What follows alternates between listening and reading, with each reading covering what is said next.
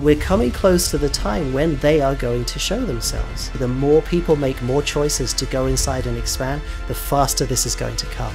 There are so many, just uncountably many civilizations that are eyes on here right now. The information that they're giving me is humanity is on a beautiful, very, very prominent timeline. They did talk of a series of waves that are going from this time, at the beginning of December, all the way through to the end of 2026. Humanity is a mix of profound components of different DNA packets from different advanced civilizations. Different ETs saying that the human body is going to become this immaculate receiver, transmitter, and transducer of the most profound living light energetic.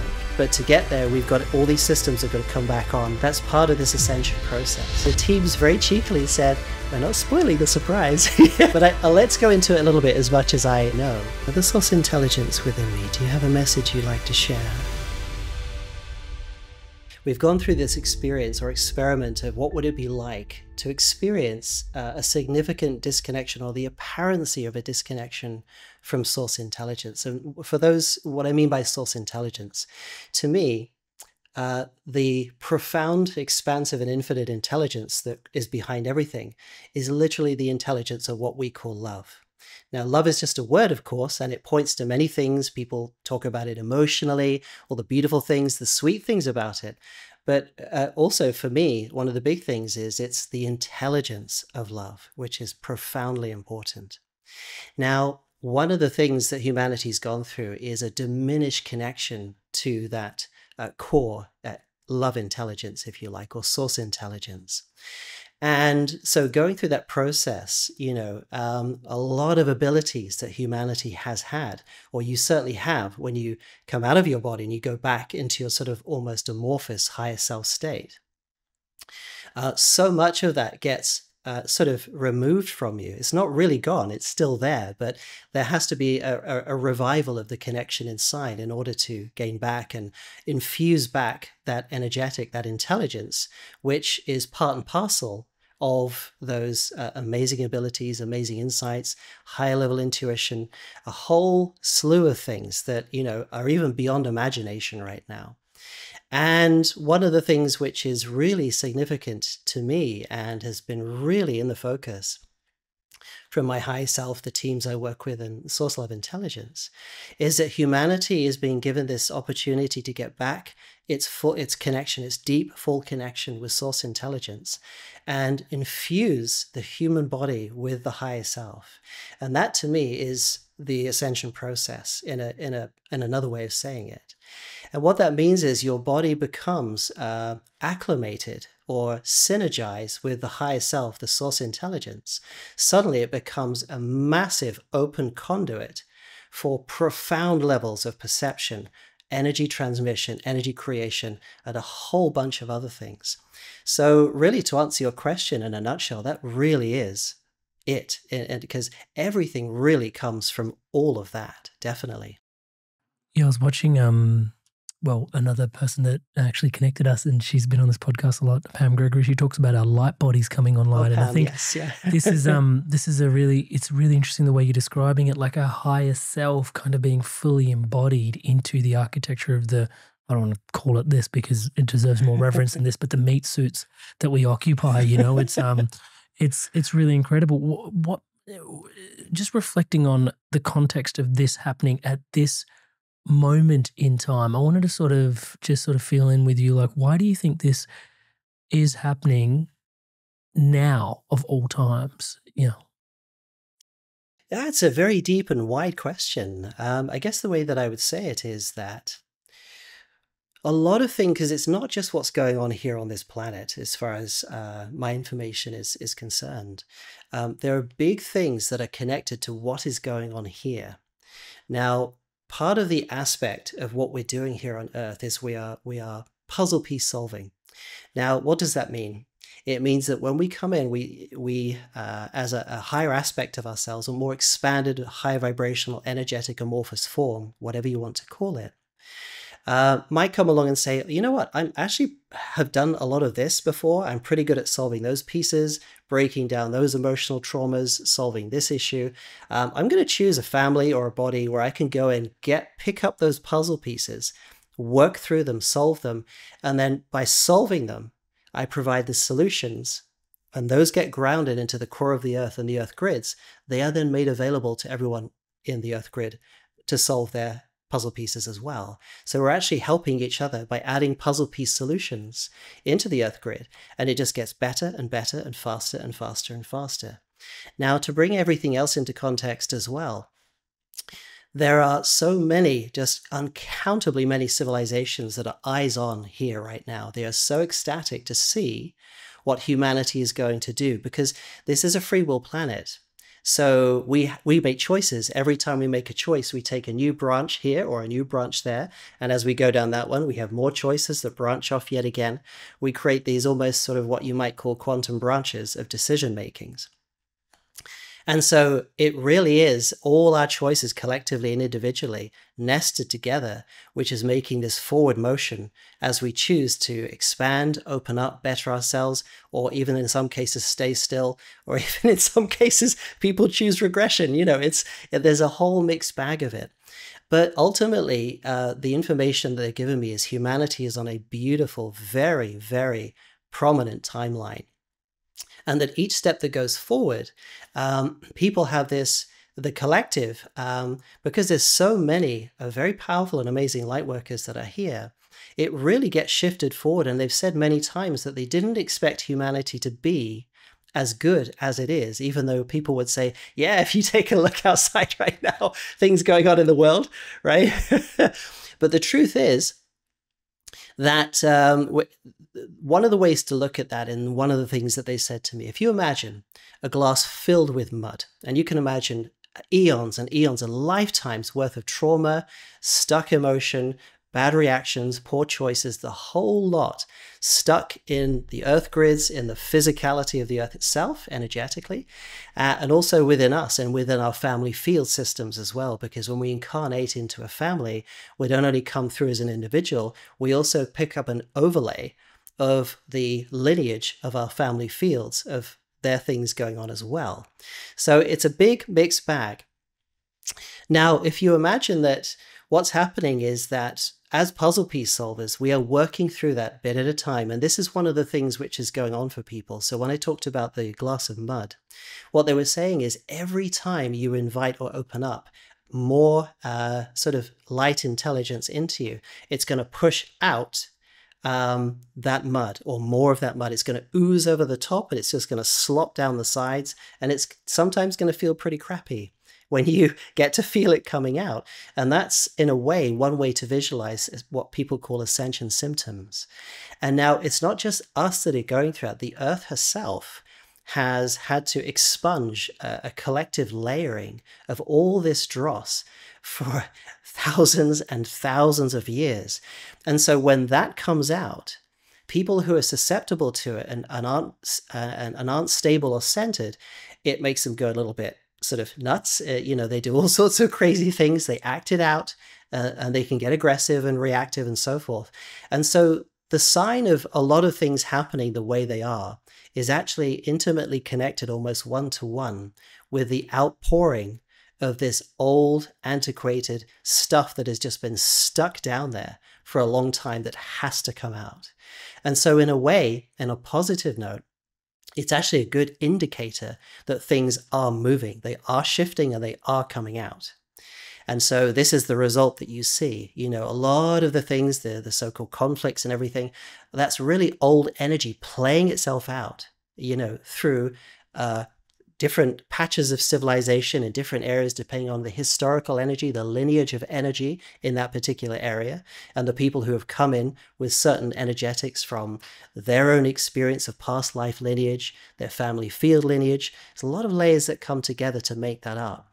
So the way I see it, and the very prominent message and sensation I get from source intelligence, my Arcturian teams, and the teams as a whole, of my higher self, is humanity is doing exceptionally well. You know, this has been a very difficult, well, let's call it the human experience, of the earth experience. And we are moving through it far faster than they expected. You know, given, say, 10, 15, 20 years ago, we weren't expected to be this far ahead. So it is, in fact, a very, very positive message for sure. there's a lot that I want to unpick in there, if possible. But one of the Yeah, sure. one of the key things, though, I think that is pertinent to make this podcast super practical is there is. I love the visual of the glass of mud. Well, don't love it because we're going through a lot because of it. But you get my point. It just helps contextualize everything. And as more light's coming in, more of the mud is slipping, and we're kind of going through it. And as you mentioned, the Earth is going through it as well. So there's a lot of movement. Yeah, there's a lot of movement.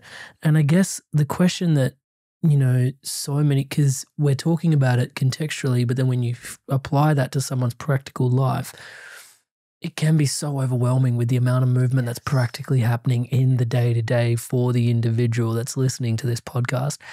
Yes. In and amongst this much movement, guidance for centering, I'd love to drop in there because I think that really is where support is required for the individual, because I'm sure the more centering we can afford ourselves, the more movement we can actually tolerate and handle. But it is counterintuitive when there's so much moving. Most of us wants to move with the movement as well, because it's like, hey, there's a shift happening and I'm moving with the shift. Can you see the rub in there? Can you help us clear that? Yeah. It might be a little bit of a long answer, but I want to do it that way to give people a really good feel for what is being said. Thank you, David. So let me draw on my own experience of having gone through this. So as many of you know, in the past interview I did with Amarit, my background was very intellectual, way heady. I was like, I couldn't let my mind sit still. Like most premier universities in England. I mean, yeah, people have to check out the last episode. It's been so well loved. Yeah.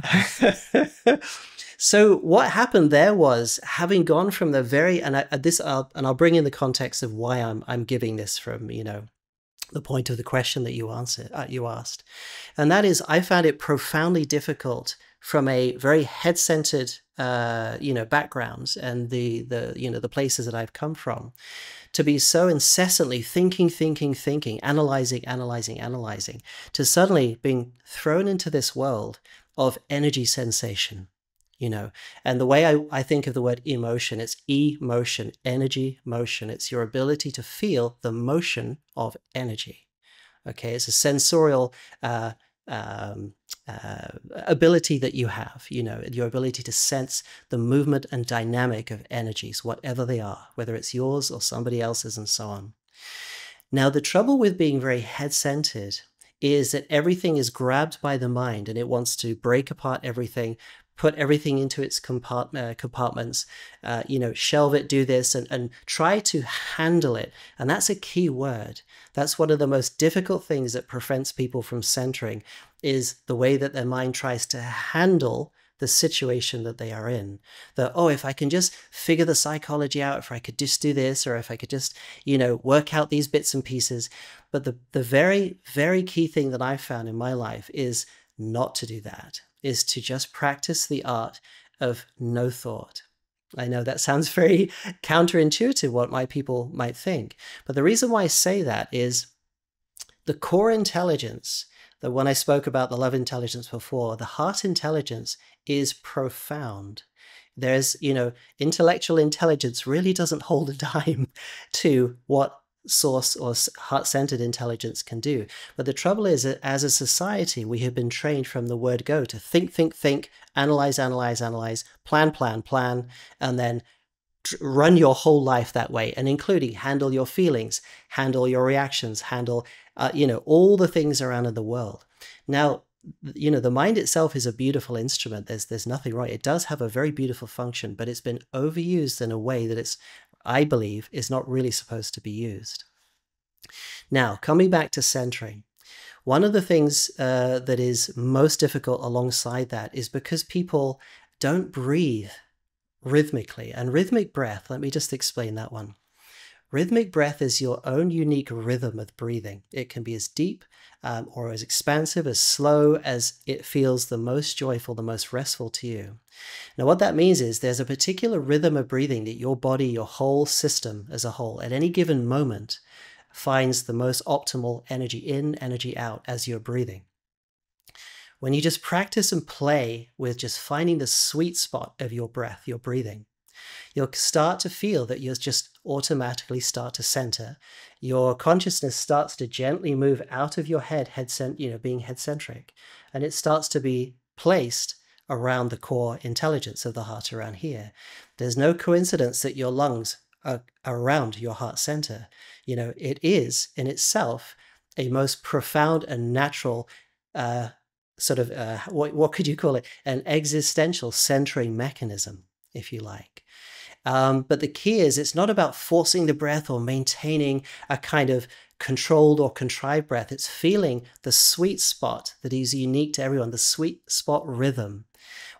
So when you breathe, you might be a little bit fast, a little bit slow, a bit deeply. You'll start to feel, actually, if I breathe this way, this feels the most rhythmic, the most harmonic to me right now.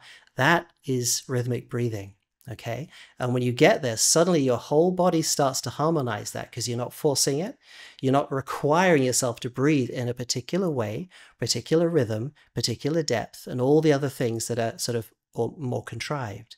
You're finding your unique rhythm. And when you do, and you just practice that, you'll find centering actually becomes innate. It's actually doing it for you in that way. And so there is this art which I would encourage anybody to practice, which is finding your unique rhythmic breathing. Go outside, sit beside a tree out in the field somewhere, be in nature, anywhere you want, or by the ocean, and just practice your unique rhythmic breathing. And you'll just find it. And it may change. And I find that what the teams are saying, that as you expand and evolve, so does the rhythm of your breath, because it will change energetically as you change energetically. And so the sweet spot will move. But that in itself is a very simple, very profound way to help your body center and align and get back and start automatically reconnecting with the sacred heart point in the middle and your source intelligence. Because a lot of the issues that people face, a lot of things they try to sort out and grab hold of and try to manage, isn't actually necessary. A lot of this stuff just wants to leave and break away. It doesn't need compartmentalization or management. What it needs is just the passage to be allowed to leave. And that's a big, big thing that I myself made a lot of missteps on, because, you have to learn it. You go through it, whoops, bang, I hit a wall there, and then you learn what it is how you misstepped and learn to put it right. So a lot of this is really my own experience of how I hit my head against a wall, many times, not just once, and after repeated teaching from my higher self, my teams, they were saying, that's all you need to do. Just simple rhythmic breathing. It's all humans have this wonderful ability built in. It's already there, but you just have to remember to use it. That's the only thing. So that is a very, very big key indicator, I think, of just something very, very simple, but very powerful that people can use to help centering. And just bear in mind that if you don't get it right straight away, it's okay. It is a bit of a practiced art form, because we have been used to breathing in such strange ways, particularly when you're sitting in front of devices or you're a bit hypertensive and you're shallow breathing, you're not breathing properly, you're not in the rhythmic breath. So that automatic bringing you back to center doesn't work in those circumstances. So I would say everybody have, and that's the other thing in the rhythmic breathing. I find that the fun nature of it is there. So if you find you're efforting, or I really want to get this, just let go, just relax, have fun. This should be fun. Rhythmic breathing, when it starts to center, you start feeling a slight peace coming in, the joy comes in, and then suddenly everything that you thought you were holding on to just starts to dissolve away. And it will keep doing that the more you keep in that rhythmic sweet spot that you're in. Inspired souls, lumen beings, thank you so much to all of you that are subscribed to this podcast. Everything you see around here, guests like this come on the podcast because of your subscription to the channel. It is a total co-creation. Thank you so much for your love and support. And interestingly, at the time of this recording, looking at the back end, it's pretty surprising that actually only 20% of you that are actually watching this channel regularly are actually subscribed to this channel. So please do take a moment. To all of you that aren't yet subscribed, as I'm saying the word subscribe, the button below is lighting up in the colors of the Inspired Evolution. Please hit that subscribe button, hit the bell notification icon, join the community, join the movement, spreading love, positivity, wisdom, and insights like this together across the planet. And in fact, many of you think you are subscribed but aren't yet subscribed. So please do check that button and subscribe to the podcast. Thank you so much for your loving support. There's an element there, Ari, that is being traced in for me as well from some of the regression therapy work I was trained in, which is also when you start to see some of this stuff come up, because the breath obviously has this somatic experience in your body as well, and you start to see some of this kind of stuff come up. The mind then starts to draw meaning on what it's seeing and trying to, and it's actually the last thing you kind of want it to do in that moment. You almost want to be in the place of the loving witness, just to sort of, the mantra I, sort of came to was like, oh, it's on its way out. It's on its way out. Don't judge it. The more you sort of put structure into it, the more you're actually gripping and holding as it's on its way out, and it just allows it that little bit more fluidity to be clear and cleansed. And I'm hearing that echoed in your sharing here. Yes, it's very much. And also what I'd like to add there is that one of the things that my teams are saying to me is that humanity has learned to think incessantly. And by think, if you think of the word thinking, it is thought linking. So if you think of the mind having a thought, that essentially the way that it's shown to me that it should work is that the heart intelligence impulses the nervous system and straight to the pineal gland, which has this huge wave that goes out from the middle. That creates a thought or an image. But what humanity has been taught to do, or we've learned to do, is to consistently and almost incessantly keep linking those thoughts together to create a thought train or a thinking, thought linking pattern.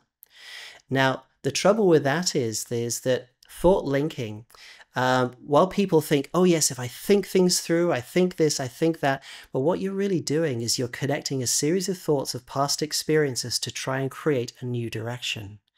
But to really get a new direction, you have to go back to the source. That's where creativity happens. So your mind doesn't actually create new thoughts. It links thoughts that have taken place, experiences that have been imprinted on the mind, connects them together to make what appears to be a new thought, a new idea, or a new direction. But what my teams are saying to me is truly, and like the Arcturians, the Arcturians, for those people who are not familiar with them, they're organic living, let's call it tech, because I don't like the word tech, but that's the most common context word to give to people, is so profound in this galaxy alone. But they came in, so these are extremely adept beings. And they said, you're going to find there is a world of difference between living and existing from the heart center, the source intelligence, and living as a mind-centric being. You will have access to understanding, creativity, brand new concepts that you have never could think of from here, from the core center. And then when your mind links properly and the proper flow channels of impulsing from the heart center to the head start to grow and develop, suddenly your mind will take on a very, very different quality to it. So instead of incessantly thinking, it's going to become this immaculate image generation device, if that makes sense. Again, the word device is probably not the right word, but it sort of gives a bit of a grounding to it. But I feel that that's where the human form or humanity is being given the option to go to. So instead of being all up in here where you're just constantly, incessantly thinking, you're here, but you have this beautiful instrument we call the mind for image generation. So that is a profoundly beautiful thing to be going to. And I believe that just by telling your audience that, hopefully that inspires a bit more of a visual or a feeling to, what it is to be centered and to have that beautiful instrument of your mind working in a peaceful image generation way, but not being so clogged up with incessant thinking or thought linking that it currently does.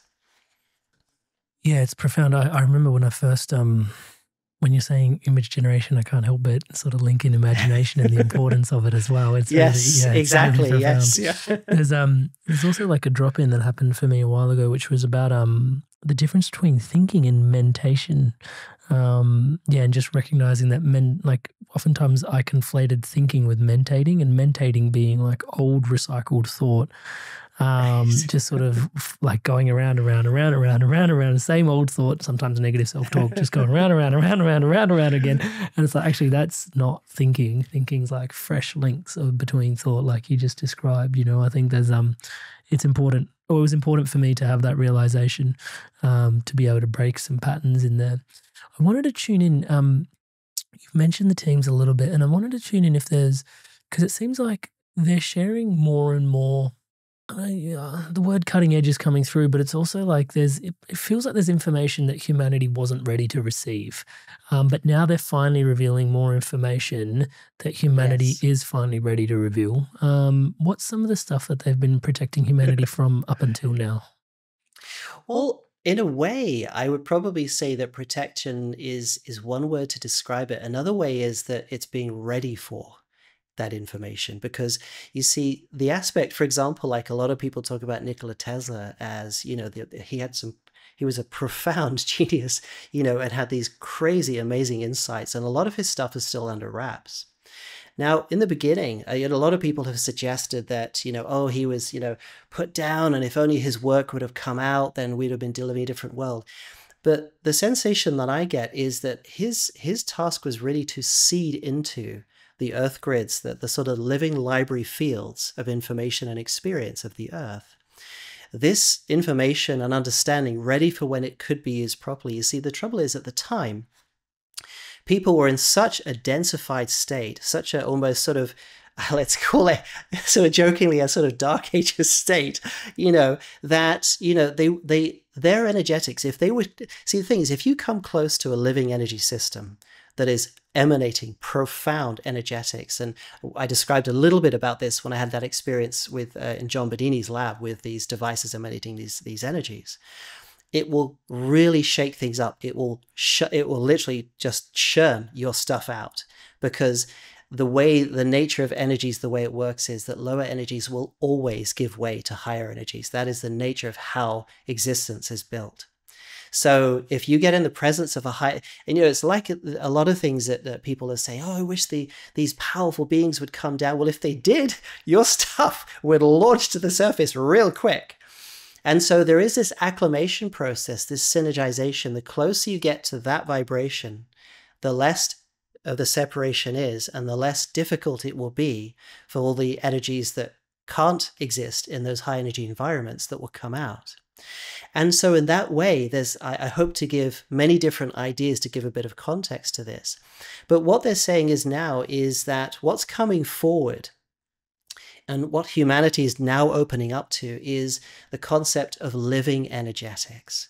And what that means is, see, science at the moment is, and having been a physicist, and I do still use physics in my research at the moment, is that physics teaches that, or looks at everything as if it's literally a dead, fixed structure that just when you look at the nuts and bolts of it, or you put it together in a certain way, you can map mathematically its behavior, even predict its behavior to a certain extent, and so on.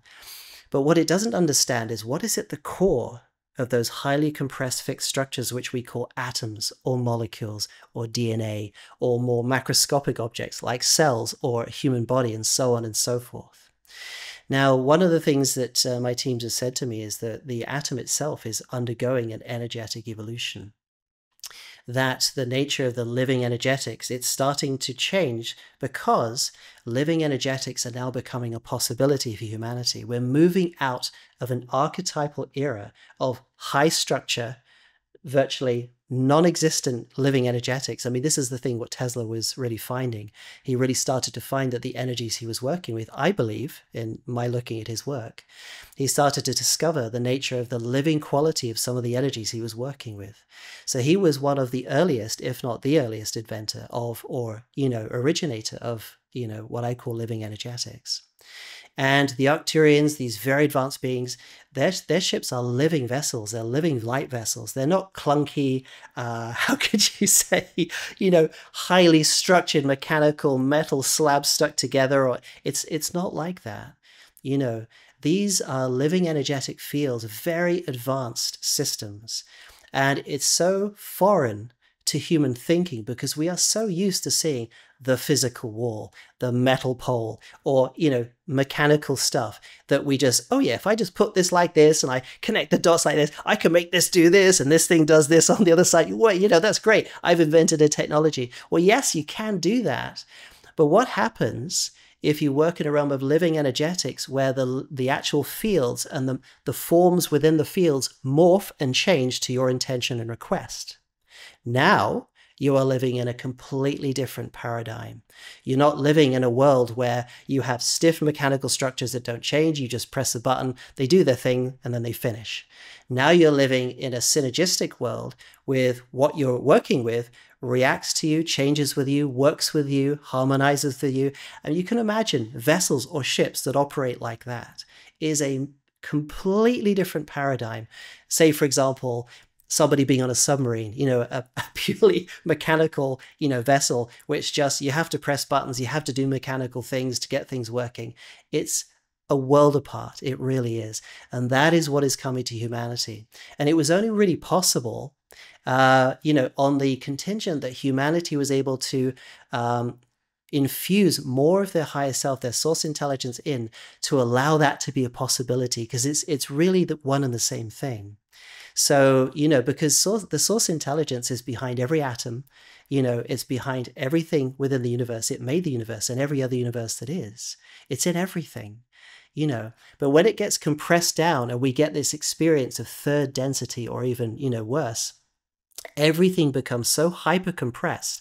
It now behaves as if it's a tightly bound energy packet that has these limited mechanical things where things bounce off each other, do the usual classical physical things that we see them doing. But suddenly, if they change, if the very nature of that compression comes off, and then now suddenly you have the emanation of living energetics coming from what we used to call an atom, now they behave differently. They behave intelligently now, and they behave responsively to you. This is why I believe quantum mechanics itself is, in its current form in mainstream physics, is a linear view. It's like looking through linearized glasses at something which is non-local, non-linear, and it's very fundamental part of living energetics. But it's because it's still under such high compression, the phenomenology, if you like, from the quantum phenomena is still quite limited. But imagine those kind of phenomena on a larger scale. And I believe that's what's coming into play.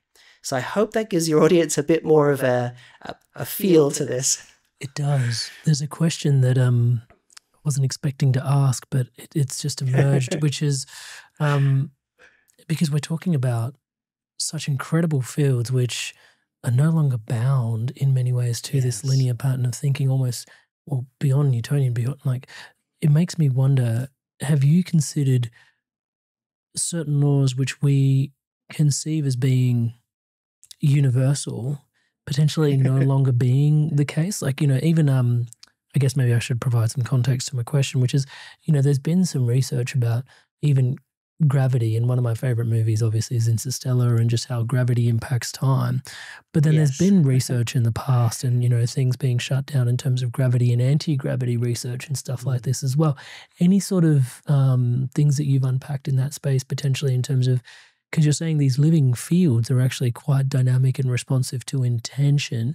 But yeah, are there any certain things that start to become unpicked? Yeah, let's have a go at that question this way. So what I term physics is just a word which is synonymous with the behavior of energy. Now, so literally the word physics is exactly that to me. It's the study of the behavior of energy in different forms, how it coalesces, interacts, a whole bunch of things, okay? But mainstream physics really sees it as highly dense, highly compressed, limited forms of energy, and how do they interact, and how can we make an entire encyclopedia of what we call the physics of understanding of how things work. Classical, quantum, general relativity, you name it. It's all within the same bracket. Now, the way it's I've been shown by my teams, and that I've through my work, that I understand it, is that different levels of physics operate at different levels of energy. And so what we call, certain forces like gravity and other things like that, these are essentially a sort of coded behavior. I mean, I'm talking about this in very, very simple terms here, but if you imagine coming down into density, now the operating system of energy now, and again, the word is, but it's trying to give it a bit of grounding. The way it operates by principles of coding with the energy fields itself. Now, when you transform and you expand and you take those fields and they open up into living energetics, suddenly you are no longer bound by the physical principles that were present and there within the coding under that compression. So now instead of being bound by certain laws, you can now amorphosize them, you can change them, you can do different things with them.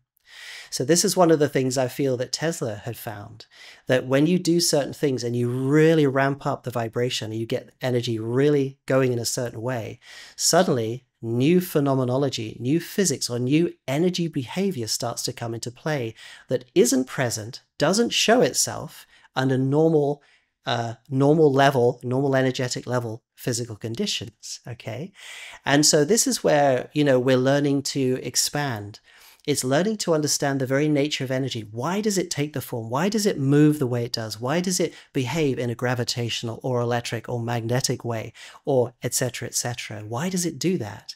And is it possible to really go into the very core of where that coded operating energy system is and change it? And I believe that's where these advanced civilizations, that's what they do. They have access. You see, the higher you go, the more access to that you get.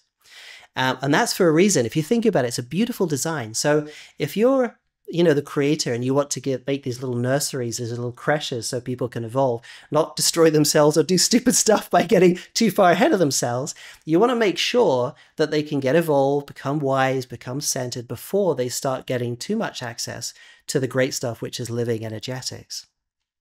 And this is the interesting thing, because if you're somebody who's negatively orientated or has malicious intent to use this, it doesn't show itself to you in that way. You cannot use living energetics for harmful intent because it is a source intelligence. It will not allow itself to be used for harmful purpose. It is purely benevolent. This is another beautiful thing, a beautiful design to the makeup of the universe. And so these advanced beings use these living energetic fields. They make light ships, all sorts of other craft. They have just beautiful technologies. Some of the races that I've bilocated to, even Inner Earth, they have crystalline structures for their cities. And these generate luminescent fields, and they're living fields, and they're really tremendous to experience this. And so this is really, and again, from those beings, the feeling I've gotten, I've spoken to other people who had virtually similar experiences. I didn't know these people, and they would come forward, we'd share, and they had identical experiences to the ones I had with the Inner Earth people. And we're coming close to the time when they are going to show themselves. They have been waiting for humanity to reach a certain threshold of wisdom, of inner-centeredness, of balance, because again, if you, I don't know, just let's say, if you're like really unstable and you're like, really reacted or something, and then you went down to where they live in that energetic environment, which is a very good level of living energetic, intelligent environment, it's going to cause you a lot of problems. All of your stuff is going to rocket to the surface. And if you're not stable enough to handle it, let's just say it's going to get a bit messy. And so this is kind of what we're doing, is part of the puzzle with being able to get into these new frontiers of these profound and beautiful living energetic futures that are very close now. It's really incumbent on us, and that's what my teams have said, is the more that humanity can center itself, balance itself right in its source intelligence, and acclimate, get used to, synergize with that source intelligence, that future is going to present itself to you far faster, because now you are synergistic with it. And it can present itself. But if you keep very head-centered, very intellectual, very old school, very old energetic, you're literally asking to stay in the same environment. It's going to be very slow, and the change is going to be very difficult. So that's my advice to anyone, is just really practice just being in that peaceful, beautiful. And one of the other things, the ways to cultivate that is just fun. My experience, no, I'm really, I mean that. It really is. These beings, these advanced beings, they are so jokey. They mess around all the time. They're not serious. They don't sit there all pious. That's just such a misnomer. It really is. They are so delightful. They are so loving and kind and sharing. And there's not an ounce of seriousness that I of them. They're always poking fun, so but in a lighthearted way. And that is the nature of source intelligence itself. You know, source intelligence or love intelligence is literally the epitome of playfulness and joy. It really is. And the more you can get in that space, have fun, play, just break out of this, because seriousness in a way is a language of the mind that is overthinking, incessantly thinking. But when you come back into the heart center, it becomes joyful. You become relaxed again. You start to find the truth of who you really are. Now, these are all words that I'm saying, and they won't have much meaning to people until you start to practice and actually get the feeling for what it is that I'm saying. Because you just have to walk that path. You just have to walk through it and get, I get it now. Yeah, this is fun. Life should be delightful. It should be fun. It's not about being serious. It's not about being super serious, focused all the time and stuff. Because when you're open and you're receptive and you're in that source intelligence, the ideas that come to you and will come to you for new innovations, new directions, new possibilities in your life, solutions to problems that you may be experiencing as things are coming out, they'll all just present themselves to you. But while you're tightening up and while you're serious and while you're contracted, it's like holding a pipe and really holding it tight. I want to get some water out of here. Come on, get out. You know, you might get a drop, you know, but it's going to be really slow. So that's the thing. One of the beautiful things I like to say to people is the more you can just allow yourself to have fun, delight in your life, delight in life.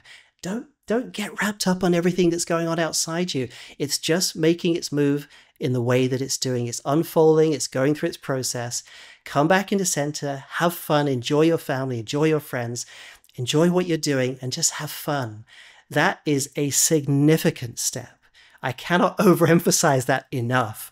You know, really, to inner centeredness. You know, I talked about rhythmic breathing as well, but that simple action of just living life in delight is a massive accelerator towards evolution and expansion. Hey there, Inspired Souls. Spirituality is not something we just talk about here at the Inspired Evolution. It's something we live and breathe with our entire beings.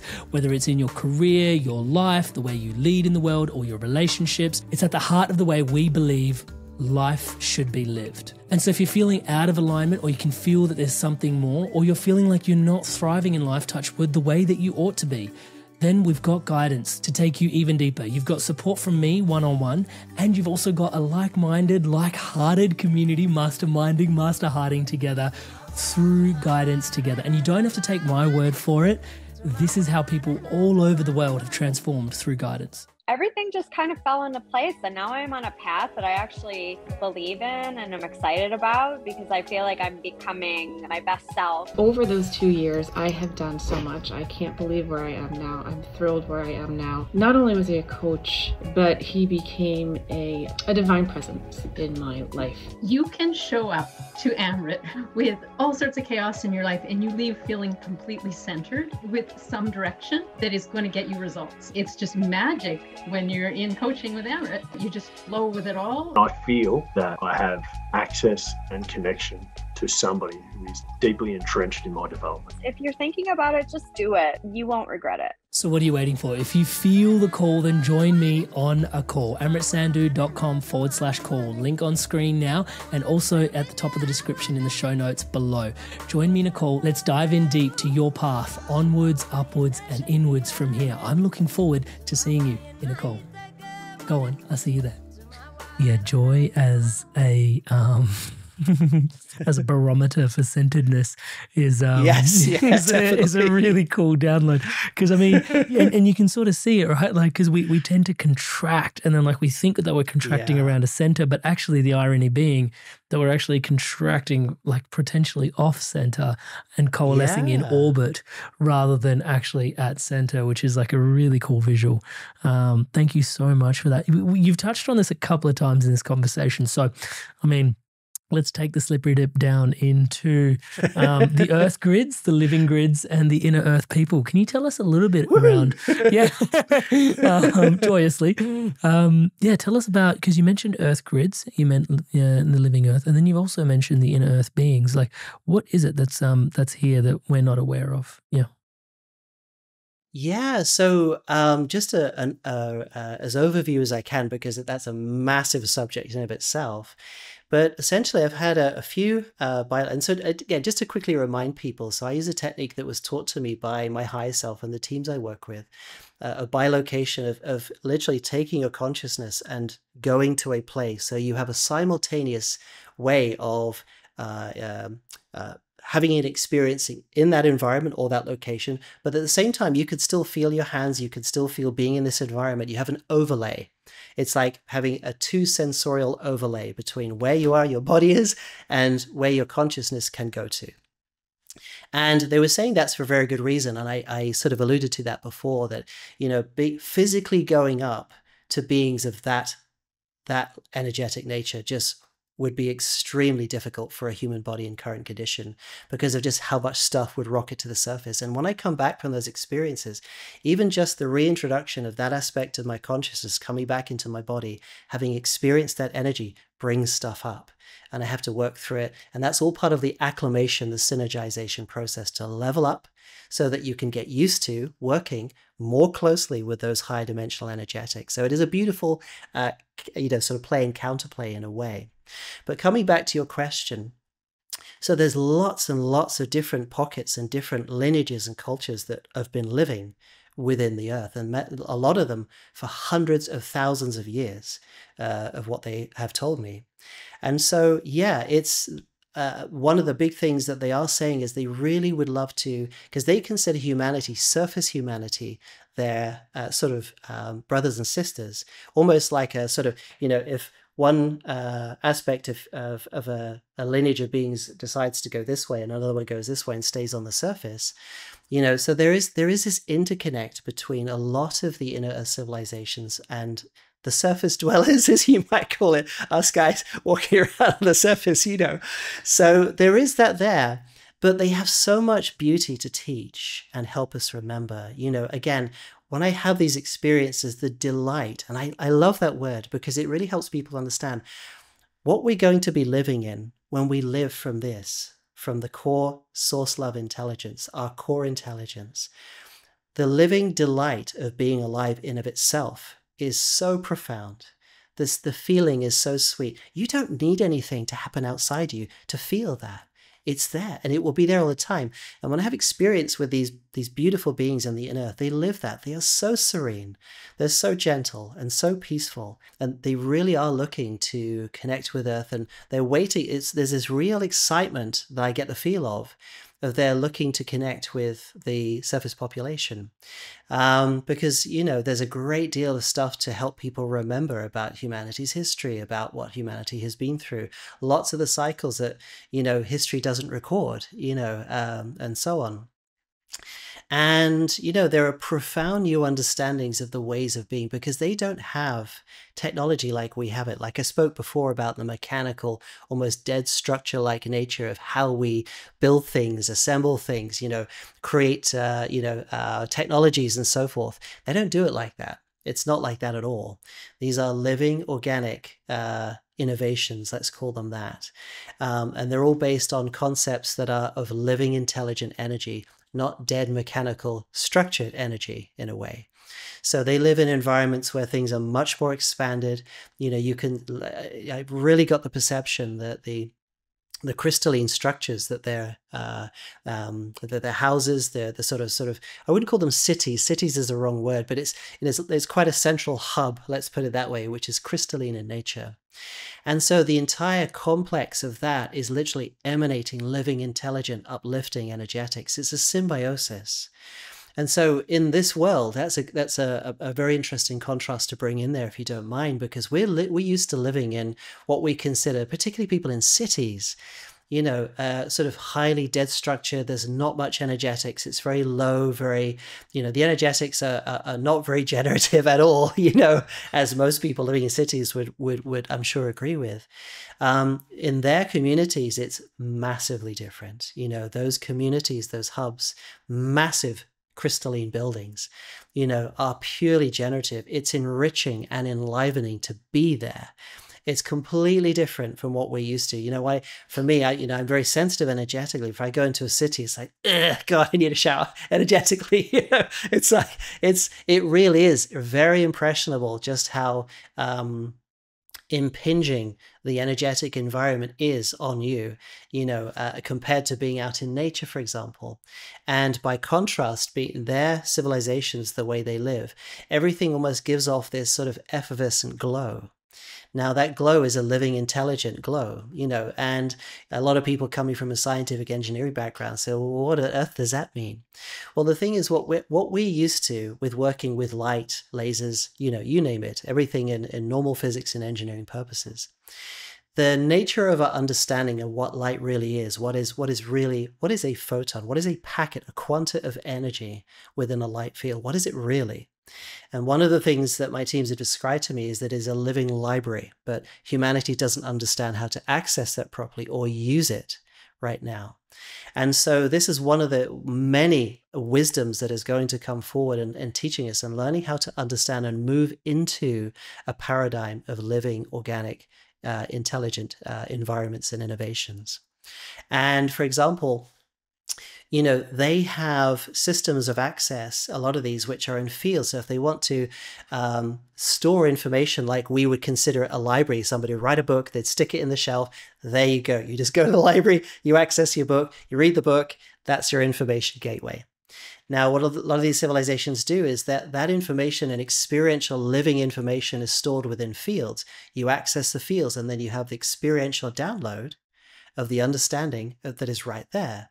Now, that's a very cool thing, because in order to access that, you have to be able to synergize and reach the level of the energy consciousness that put the information there to start with. So no, you can't just go in there and say, yeah, bring it on, and that's another beautiful design in of itself, because it means that you have to show that you are evolved enough to work with that energy, work with that information. By attaining that level, then you can access, then you can, work with those level of energetics. And this is what my team say to me a lot. When I ask for information, they'll almost say, well, you haven't reached the level yet. You're not ready for that yet. You still have a little evolution to do before you can reach that point. And I think that's just a perfect and beautiful way to really share with your audience that this is really, how the fundamentals of the universe is put together. Are you, in order to be at the level of wisdom to attain, to move into those living energetic innovations, can you match that? Can you go into your core, open up and match or synergize with that level of energetic environment or energetic state that you are trying to access? If you can, there you are. It's yours for the opening. But you have to be able to match it first. And so, yeah, that's very much how these beings live. And, they were very giving, very sharing, really wanted to see humanity succeed. And I do believe that, they were so excited because it's so near. That's the impression I get. It is so near. I can't give you exact timings or dates because it does involve a lot of conscious choices. You see, the more people make more choices to go inside and expand, the faster this is going to come. So there aren't any definite, it's going to happen 2 years from now to the day, because people, love to have exact dates, but it doesn't work that way, unfortunately. And it really is down to the faster and more open you can be, the more you can synergize with the accessing and the living in that energy that you want to be in, the faster it will come to you. It's as simple as that. And as we do it more on a collective scale, then the whole world will start to experience that faster and faster. And that really is, in a simple way, exactly how it works. I'm still in love with this idea of our own energetic signature being our library card for higher wisdom. Yes, yeah, in a way, well, and the cool thing is you can't lose this library card because you carry it with you. But you also can't fake it, you can't buy your way into it. Exactly.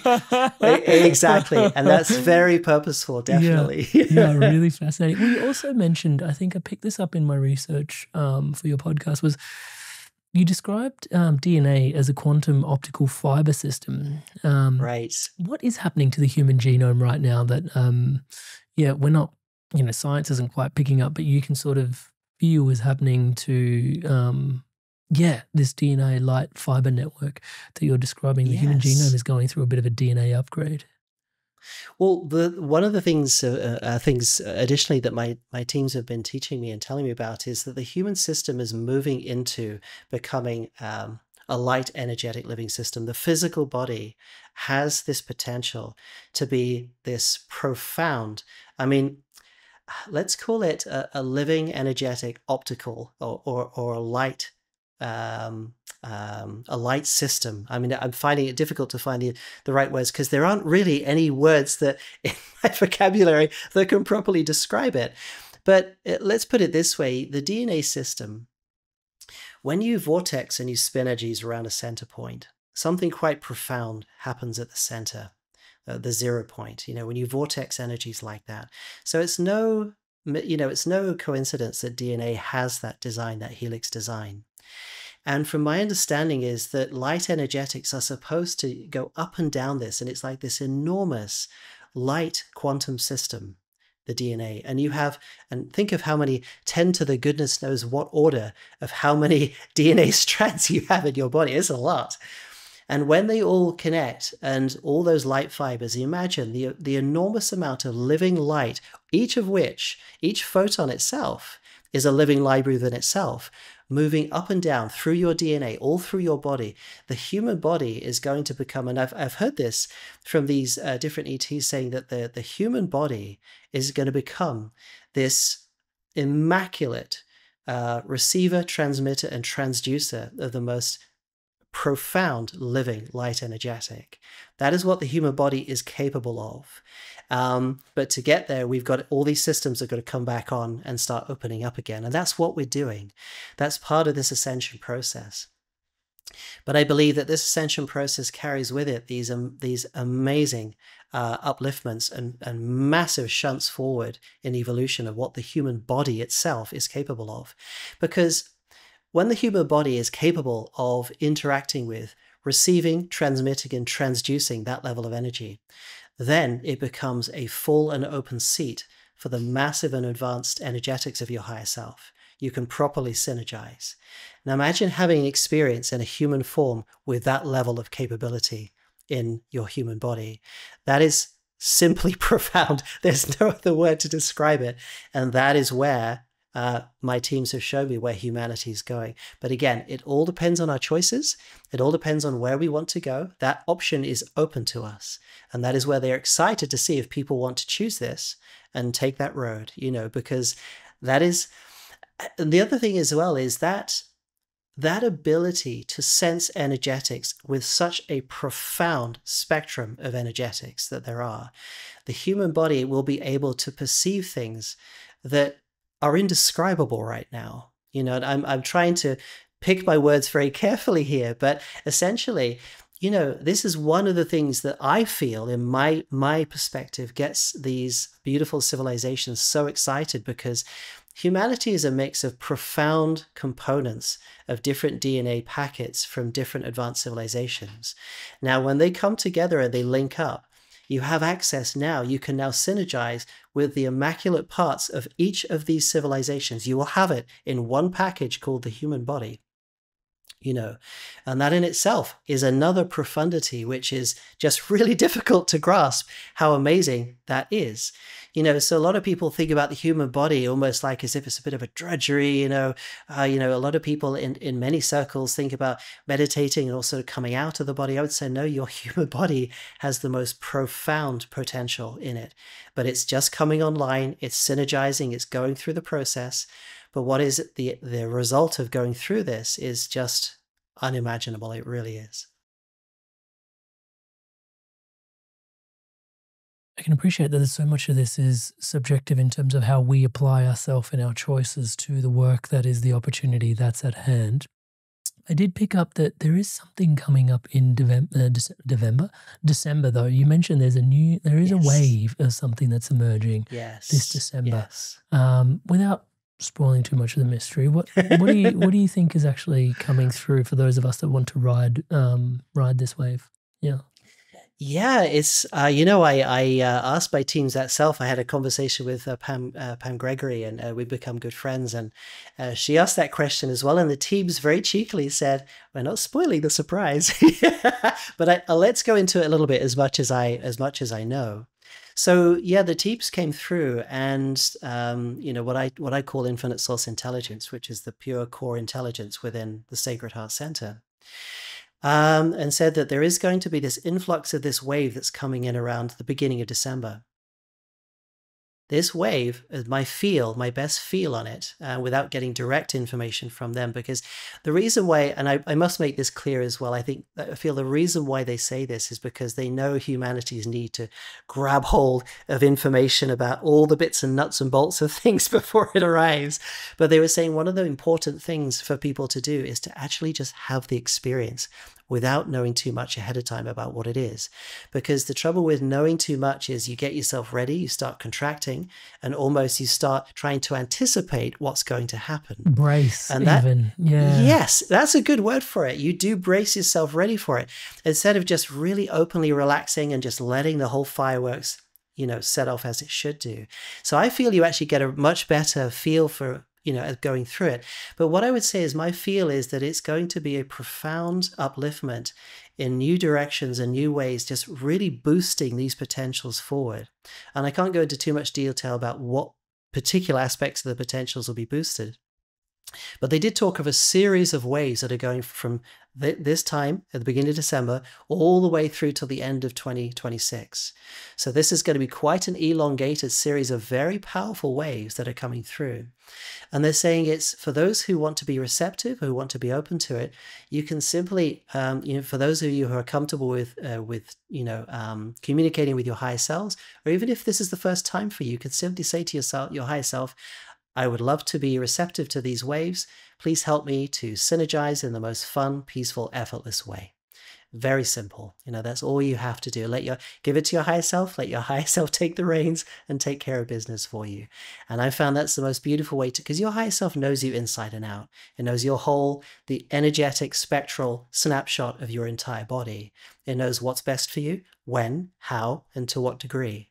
So that's the best way to work. I've used that throughout my entire life since I started awakening.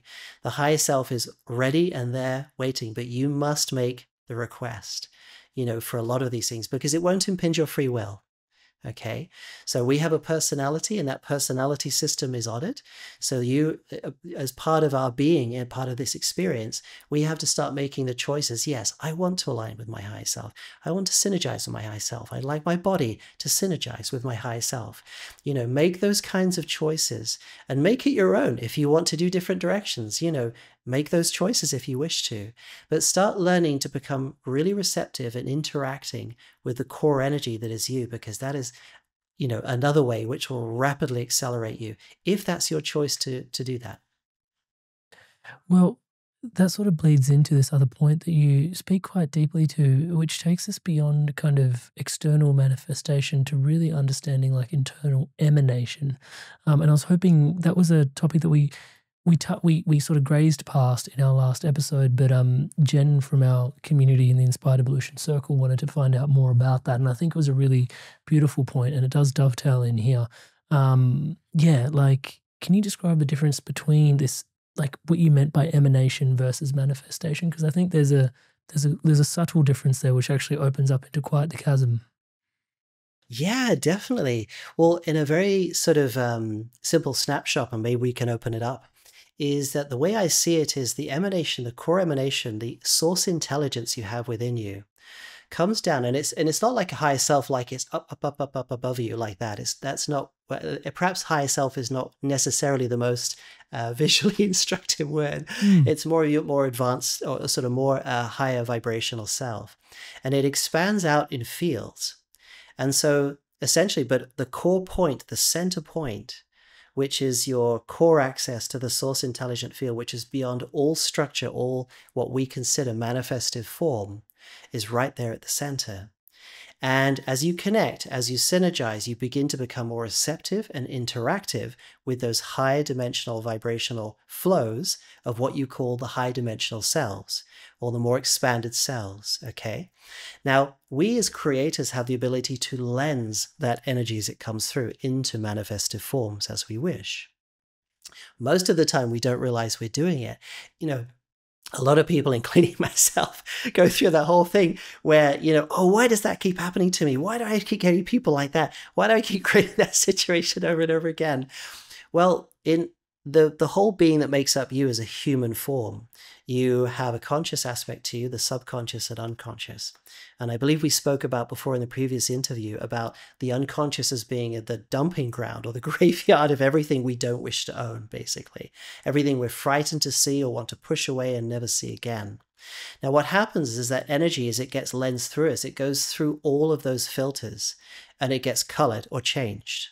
So a little bit like a cinema screen, you've got the pure white light that comes through as the pure source, if you like, and then the film comes over and filters and changes the information within that light to become the film manifestation or the scene manifestation. So in a sense, what we create as our outer world, this highly sort of very stable, dense, structured world, is the result of our collective manifestation of highly densified lensing of the energy that comes through us.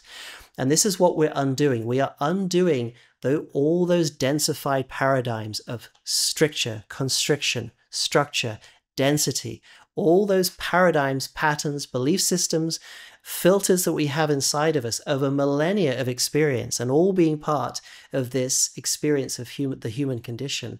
We are offloading, we are changing. Now we're changing it out so that all the stricture and structure, confinement lifts off, and now you move into a paradigm of open living organic energetics. Very different. And then now you see that the fluidity between what you see manifestly outside of you and what is in your core is very fluidly connected now. It doesn't take 10 years or a year or something that when you first try to manifest it, now suddenly it starts coming into being. It becomes quicker because now your emanation level is much more significant. You can have much more influence on the surrounding fields around you. It all begins to change. And that's why I say to people that the answer to everything, in my view, is the core source intelligence. And how much do you let that through?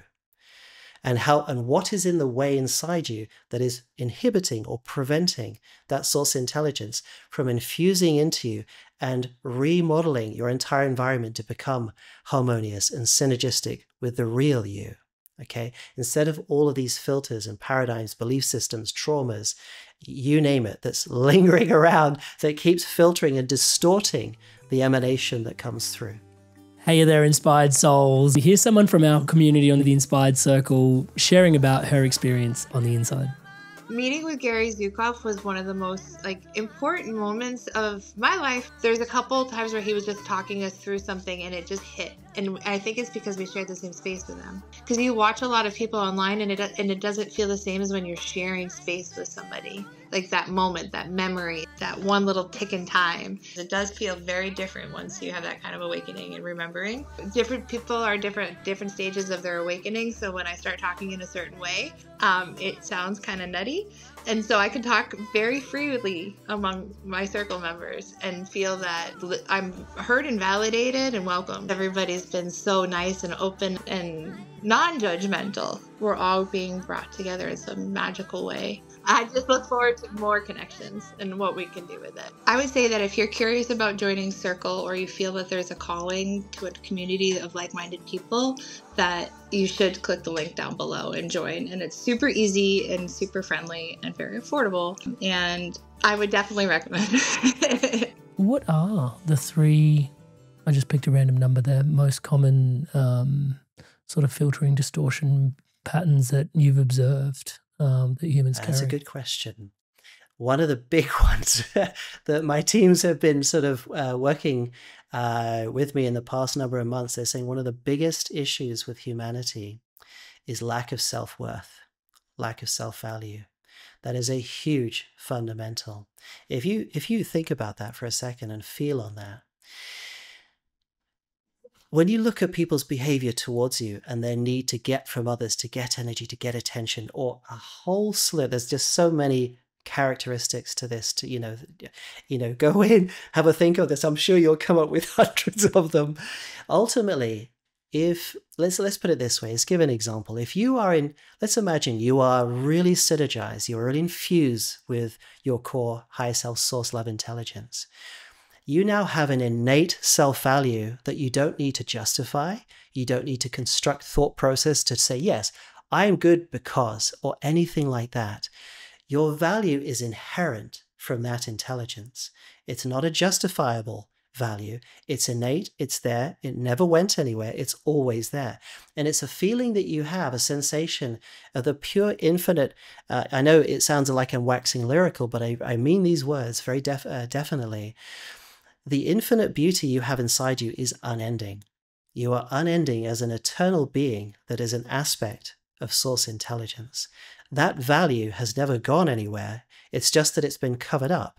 And as it's been covered up, we've had to seek many different ways to get our fix, to get our bump up or rise up or, elevation, whatever you want to call it, from, say, getting laughs out of a telling joke to a friend, or, having them give you applause or praise, all those kind of things. They're all aspects of not having, essentially, or can be aspects of not having that innate source value being right there. That's not to say you don't tell jokes and you don't spread joy. Absolutely you do.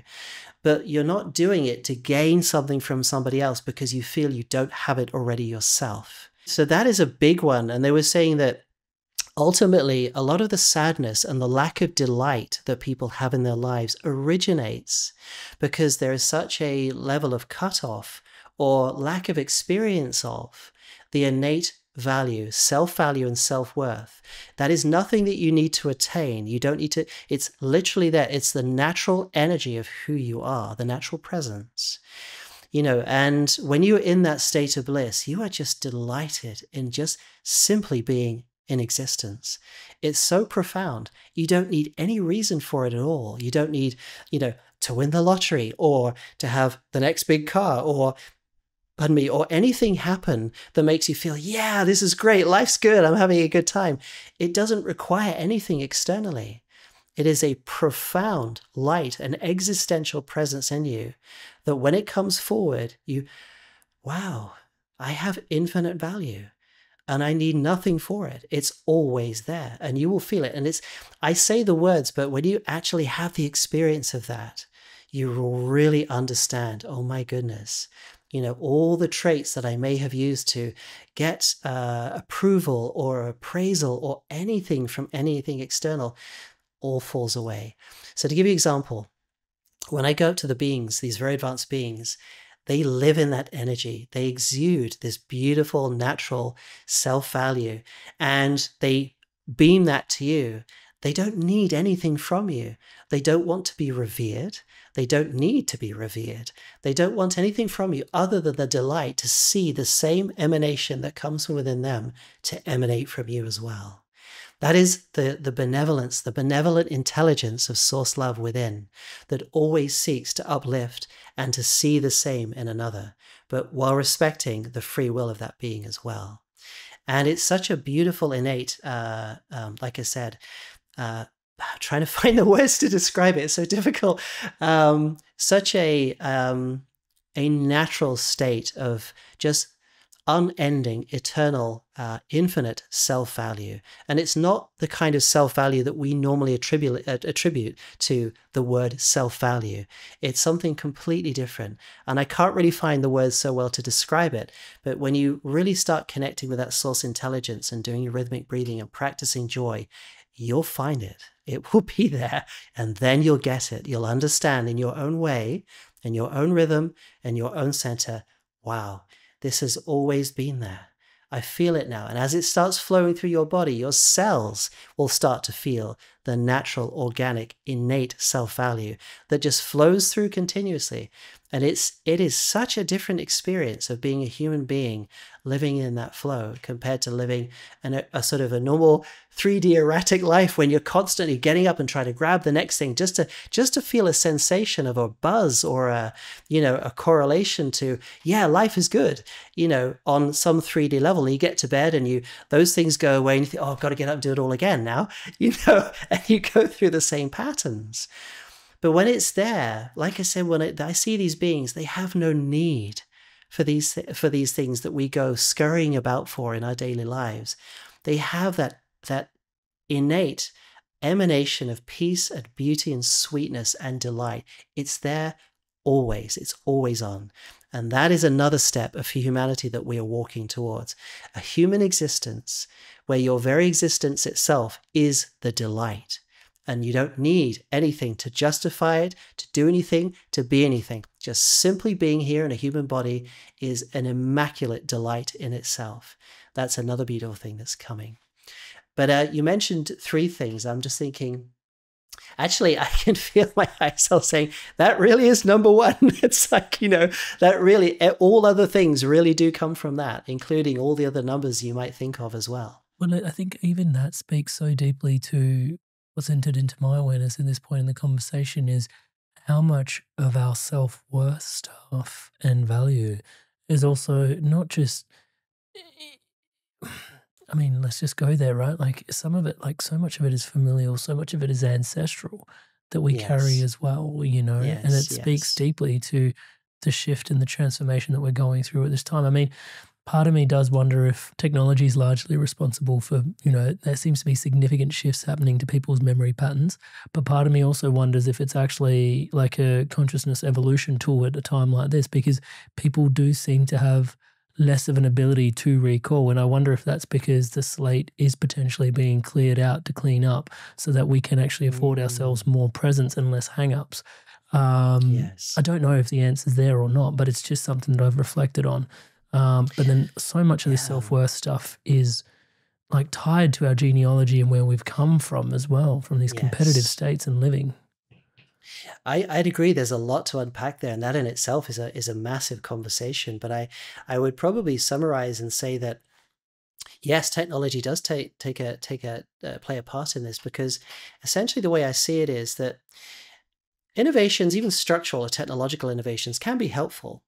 But when people become too involved with them, there is this sort of dimming of the access to the living organic source intelligent self, because there is almost a focus when you focus on something so incessantly, particularly when people spend too much time on devices and things like that. I mean, for myself, I've found it, if I'm doing some design work or something with the work I do, after a while you find that, I need to take a break. I need to come away. Just come back into my center. And because the thing is that by focusing on something, you are essentially asking your energy to start to match or synergize with what you're focusing on. And so when you focus too much on structural technologies and so forth, you're actually starting to bring your energy system to move towards more of a synergy with that. And what I find is people who are very much deeply into technologies, when you look at them, they're really buzzy with their mind. But there's virtually, when you look into their eyes, the presence of that living organic higher self aspect is greatly dimmed or diminished, And this is something I seem to see a lot, with people who do that. That's not to say that's an absolute. There are a lot of children coming through who have a much stronger ability to work with such technologies and be in their deeper presence at the same time. But I would say that one of the beauties, and when people say, "Oh, go for a walk in nature," what does that actually do? Well, what you're doing is you're now going back into an environment, particularly in a beautiful forest or by the ocean, getting into the ocean, where the living energetics are a much heightened level to being, say, in like I don't know if you're in the city or something like that. Now you're starting to move back into synergy with living organic energetics again. Now you're becoming more centered again. You know, there are real energetic processes that take place to being in those environments. It's not just some nice whimsical thing that's just nice to be. There are real things going on there, and there is real synergy and harmonization that takes place, in my view. Certainly I feel that when I go into nature. Suddenly you become re-sensitized and re-synergized to those massive multidimensional and living organic exchanges that take place in those environments. So it's incredibly beneficial. So that's what I feel. I feel that what's going to happen, just to sort of add another point there, is that in humanity's evolution towards a state of core connectivity with the source intelligence within, and the development and manifestation of living organic energetics and innovations, I believe that we're going to move away from what we consider now to be structural technologies that we've used and depend on all the time.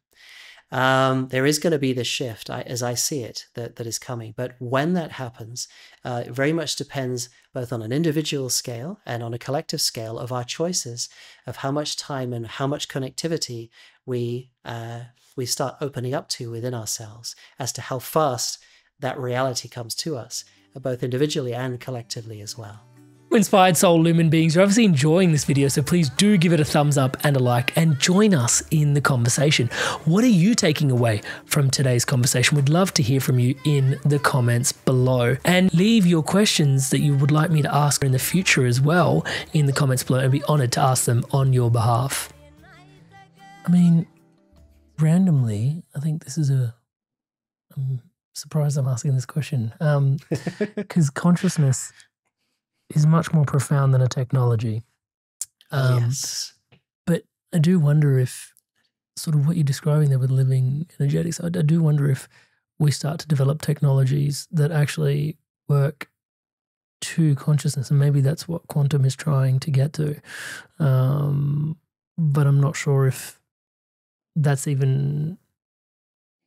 Part of me wonders if that's even possible when it is the substrate and the bedrock of everything that we're actually experiencing. And do you get the kind of troopy-dippy question I'm asking here? It's like, yeah. You know, I think I have a good way of putting that into context. I feel that, imagine this. So imagine a vast infinite ocean.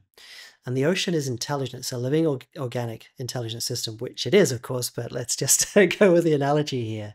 Now, suddenly that intelligence decides, okay, what happens if you compress its substance into form like an ice ball? That's interesting. What if I bring these ice balls together and make structure? If I put my conscious or move my focus into that structure, I can have a different experience. If I create more different structures, I can have... Basically, it's this beautiful artistry of source intelligence creating a myriad of different forms, experiences, environments to explore itself, to explore fun, to explore joy, to explore beauty, all these wonderful things. Now, what's happened in my view, particularly when people talk about ancient civilizations like Atlantean times, where they started to forget the living, profound, organic source within them and started to focus on the structural aspects of, if we now grab these structures, assemble them like this, take this silicon over here, put this over here and make this, wow, we've got what we call a computer. We could take this even further. Now there is this sort of obsession of people going too far down that route and then forgetting and losing connection with the living organic source intelligence that's within them and becoming so obsessed with those technologies, they then go down that route. That's, to me is a little bit of a recipe for disaster, because essentially the way I see it is it's okay to make innovations but fundamentally the moral that I like to feel with innovations is does it make life better? Does it make it more enjoyable? Does it make it more fun? Does it make it easier for you to now access the source intelligence within you by having that assistive system or tool or whatever it is there? Or is it distracting you and taking your attention away from your core self and asking you to invest yourself in it, if that makes sense? So that's kind of, I think you know where I'm going with this, with a lot of people. So, and this is the thing, because there's a group of thought out there that if they develop technology sufficiently enough, they might be able to put their consciousness in there and live forever. Well, you're already an eternal being. you're already source intelligence. You've just forgotten the connection, So, that in a way is the two groups of choices. You've got people and who will say, you know what?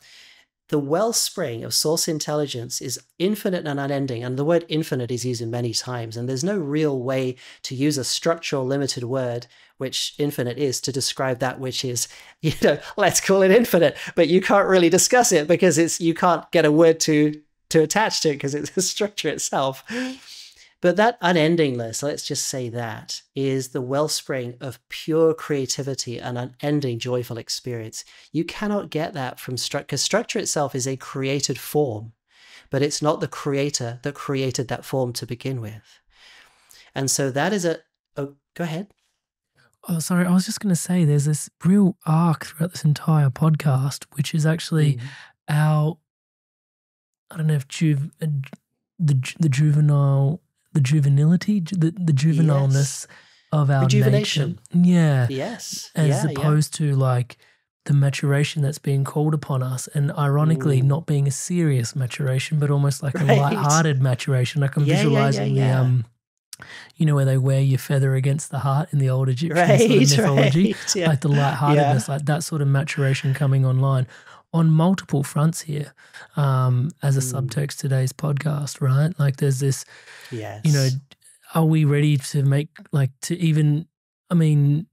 never really viscerally considered it this much. Like if collectively someone from another place came and visited us, would our collective governments be like, oh, welcome, really nice to have you here. These are the ambassadors of Earth and welcome.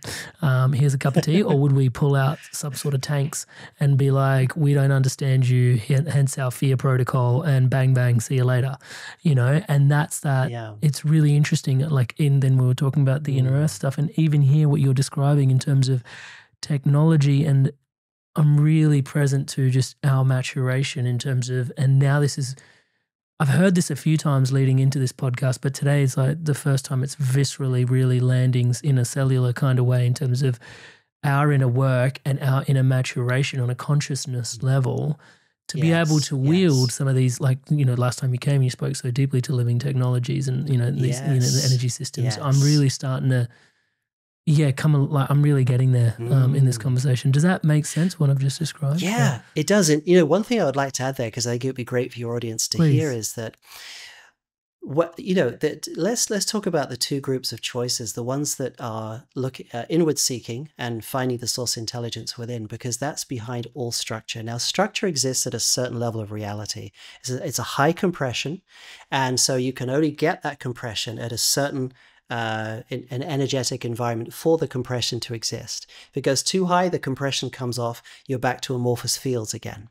Now, to access the full breadth of creativity and experience of the source intelligence, if you imagine 2% is structure and the rest of it is something else. Now, to access that something else, you have to be connected within to do it. You can't be focused and bringing your conscious down and attaching it to structure and keeping it there. This is the ultimate undoing of, the sort of technology route, is that's as far as you go. That's where you stay. All you will end up doing is just a series of limited permutations ultimately within the technological realm, within the structural realm, and that is it.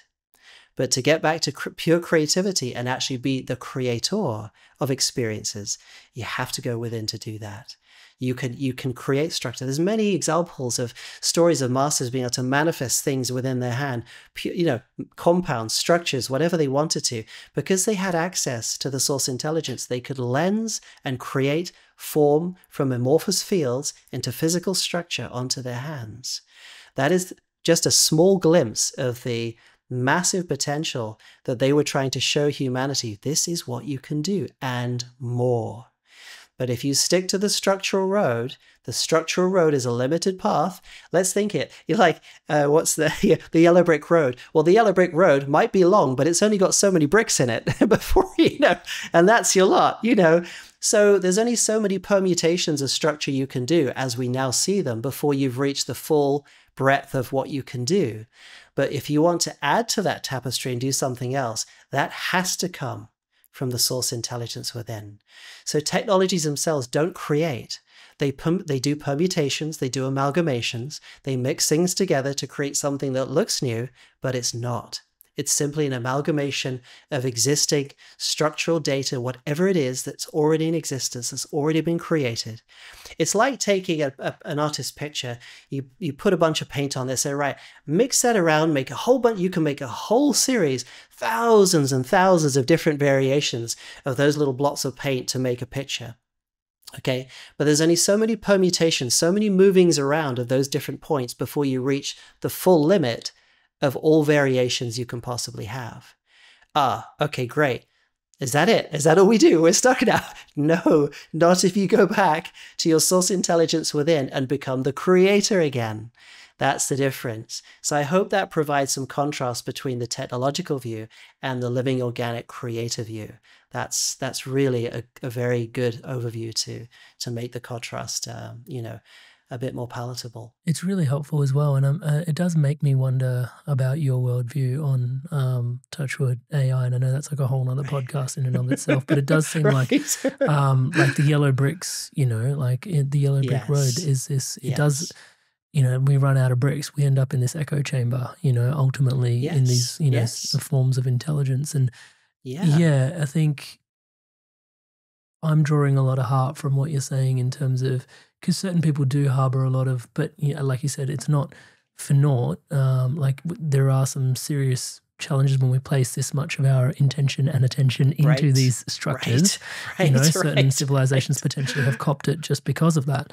But at the end of the day, recognizing that it's not the, or even that maturation that I was just, coming to terms with earlier, recognizing that that's not the be all and the end all. There is so much more, like you said, the 2% to the 98%.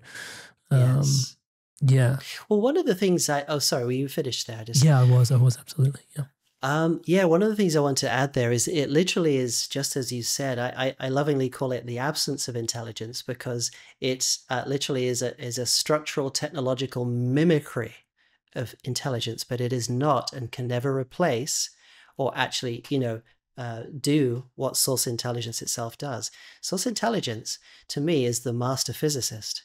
It is the master creator. It is the master artist. It is the master chemist. It is the master linguist. Everything that could possibly be source intelligence or love intelligence, the word love, which points to that source intelligence, is the master of it all. Now, you can create technological mimicries of that, but a mimicry is all it is. Now, it can't create, it permutes, it amalgamates, it takes existing stuff, mashes it up, and gives you a result. Oh, that looks new. Oh, cool. No, it didn't create anything. It's a permutation. True creativity, the way I see it, is source intelligence. And yes, there are many civilizations that have dabbled with this and given it up because they realized, what are we doing? Ultimately, when you get back into source intelligence, and the Antarians are one such group that comes to mind, they have dabbled with this because when a civilization gets quite intellectual, there's an intellectual fascination with what can I do with my intellect, my mind, what amazing things can I put together and go, whoa, look at that, that's cool.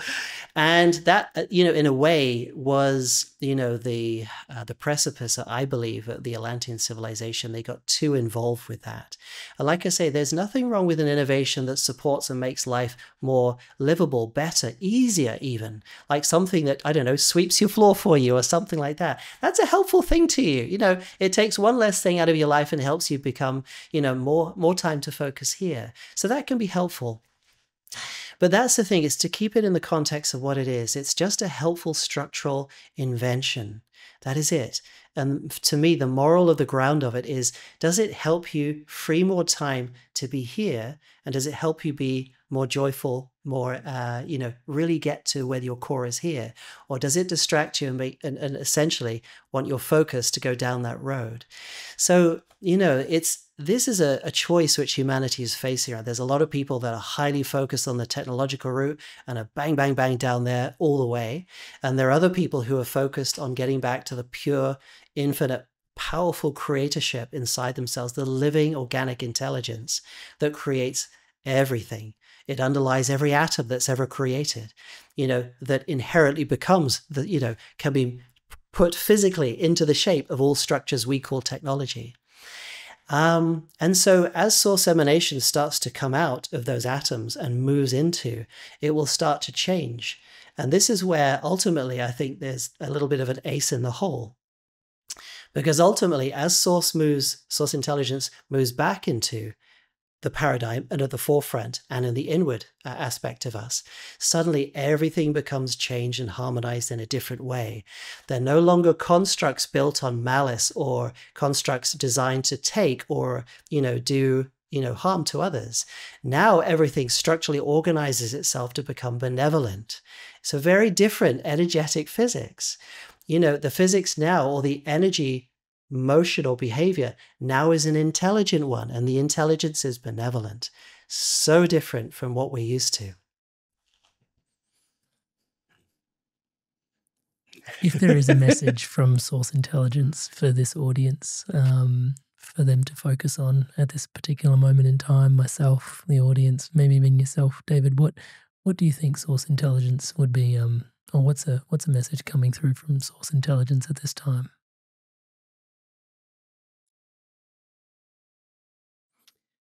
Okay, so the source intelligence within me, do you have a message you'd like to share?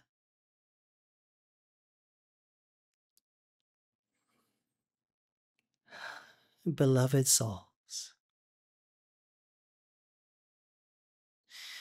you are loved more than words can possibly express. The source intelligence that communicates with you now is the same source intelligence that dwells within each of you.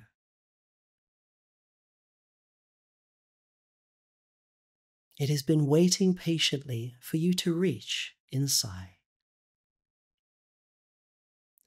And the message for you is simply this. Do you wish, do you choose to meld with that which you truly are, to remember, to live that in your organic form that you call a human body?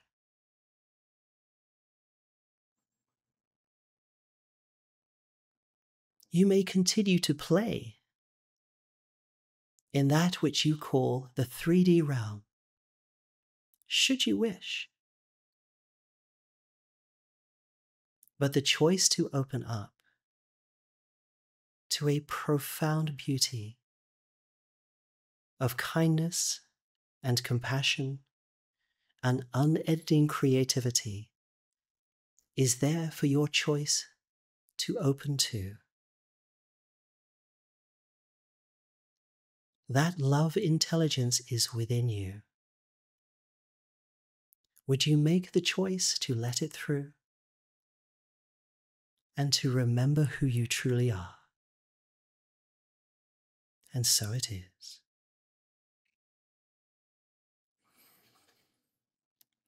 And so it is.